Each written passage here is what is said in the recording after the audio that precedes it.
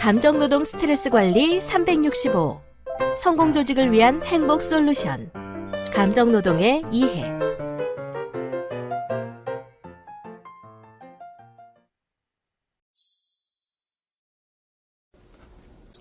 안녕하세요.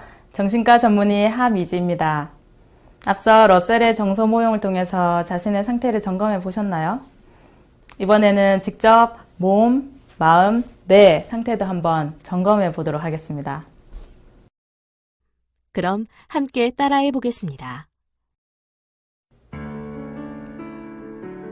먼저 몸 상태를 보겠습니다. 스트레스를 받으면 목과 어깨, 특히 승모근이라고 하는 근육이 잘 굳게 됩니다.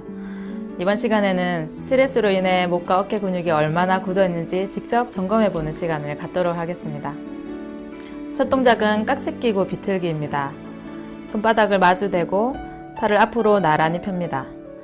손등을 마주대며 뒤집습니다. 오른손을 위로, 왼손을 아래로 깍지 낍니다. 뒤집어서 쭉 펴면서 얼마만큼 펴지는지 각도를 재어봅니다. 반대쪽도 합니다. 이번에는 왼손을 위로, 오른손을 아래로 깍지 낍니다. 뒤집어서 쭉 펴면서 얼마만큼 펴지는지 다시 각도를 재어봅니다.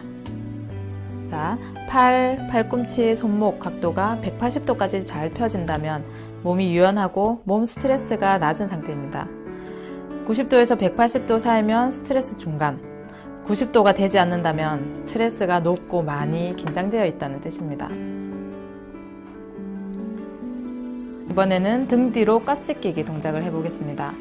오른손은 어깨 위로 넘겨줍니다.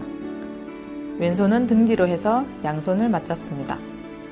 서로 맞잡은 위치를 확인해 주세요. 이제 손 위치를 바꾸어서 반복해 줍니다. 양손 사이를 체크해 보겠습니다. 두 손이 닿아서 깍지까지 껴진다면 스트레스는 낮고, 손끝까지는 닿는다면 스트레스 중간, 손이 닿지 않는다면 스트레스가 높은 상태입니다. 이제 마음의 상태를 점검해 볼까요? 우리가 흥분하거나 스트레스를 받으면 호흡수가 증가합니다. 호흡수를 체크해서 마음의 상태를 점검해 보겠습니다. 호흡 한 번은 한 번 들이쉬고 내쉬는 것을 말합니다. 자, 이제 가슴에 손을 얹고 15초 동안 자신의 호흡수를 세어 보겠습니다. 그리고 곱하기 4를 하면 1분 동안의 호흡수가 나옵니다. 성인의 경우 휴식 상태일 때 최적의 호흡 리듬은 12초에 한 번 숨 쉬는 것. 그러면 1분 동안에 25번 정도 쉬게 됩니다.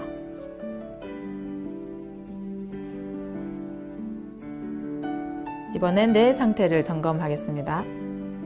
뇌와 아주 긴밀하게 연결되어 있는 손 동작을 통해서 뇌 상태를 보겠습니다.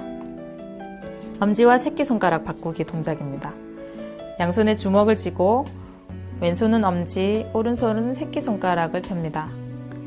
하나, 둘, 셋 하면서 동시에 반대로 왼손은 새끼손가락, 오른손은 엄지를 펴니다. 좌우손의 손가락 펴기를 반복합니다. 익숙해지면 더 빨리 하거나 짧은 노래에 맞춰서 손가락 바꾸기를 해봐도 좋습니다. 이번에는 귀 잡고 코 잡기 동작입니다. 오른손으로 왼쪽 귀를 잡고 왼손으로 코를 잡습니다.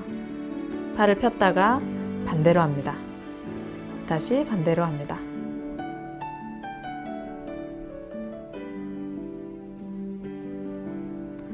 어떠세요? 몸과 마음과 뇌의 상태가 점검되시나요? 앞으로 차근차근 스트레스를 풀어가는 시간을 가지실 테니까요. 너무 걱정하지는 마세요. 그럼 다음 시간에 뵙겠습니다. 다음 내용을 읽고 여러분에게 이러한 상황이 닥쳤을 때 어떻게 해결하시겠습니까? 의견을 올린 후 다른 청취자의 의견과 전문가 동영상도 확인해 보세요.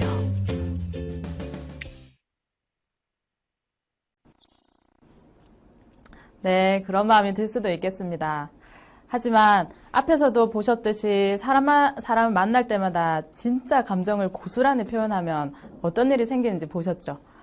만약에 누군가가 우리에게 자기 감정을 있는 그대로 다 표현한다거나 아니면 자기가 생각한 족족 다 표현하고 평가해 버린다면 우린 또 어떤 마음이 들까요? 우리에게 화내고 왜 그런 식이냐고 평가한다면요? 왜 저래? 왜 나한테 그래? 왜 기분 나쁜 표정 짓는 거야? 아니면 자기가 뭘 한다고 그렇게 말해? 뭐 이런 말들을 하겠죠. 누군가 자신은 가식적인 게 싫다고 하면서 매번 우리에게 돌직구를 날리면 그 사람은 어떻게 되겠어요? 그래서 어쩌면 자기 감정이나 생각을 바로바로 드러내지 않는 것은 내가 지금 이 사람에 대해서 느끼는 감정이나 생각은 나만이 느끼는 거지 사실은 실제로는 이 사람이 그렇지 않을 수도 있겠다 하는 배려가 깔려 있을 수 있어요. 나의 섣부른 감정이나 판단으로 상대방에게 상처를 입히지 않으려는 거죠. 근데 문제는 이 감정 노동을 할 때가 있고 안 할 때가 있는데 이게 자유자재로 되지 않는다는 거죠. 만약에 가면을 쓰고 있으면 쓸 땐 쓰고 안 쓸 땐 안 써야 되는데 어느 순간 가면이 얼굴과 딱 달라붙어서 떨어지지 않는다거나 아니면 가면 좀 써줘야 하는데 물론 가면이 무조건 나쁘다고 하면서 맨 얼굴을 드러내서 서로에게 돌직구를 날리면서 상처를 주게 되면 문제가 되는 거죠. 그래서 자유자재로 할 수 있어야 돼요. 물론 쉬운 건 아닙니다. 뭐 썼다 벗었다는 유연성이 있어야 하고 또 언제 쓰고 벗을지 아는 통찰력이 있어야 되죠. 근데 그건 한 번에 길러지는 건 아니고 여러분이 그렇게 유연성과 통찰력을 기르겠다가 결심하고 노력한다면 이제 내공이 쌓이게 되실 겁니다. 어쨌든 감정 노동을 한다고 해서 무조건 가식적이거나 나쁜 게 아니라는 건 아시겠죠? 그래서 앞으로 그 유연성과 통찰력을 키워 가보도록 해요. 수고하셨습니다. 다음 시간에는 감정노동 스트레스와 회복 탄력성에 대해 학습하겠습니다.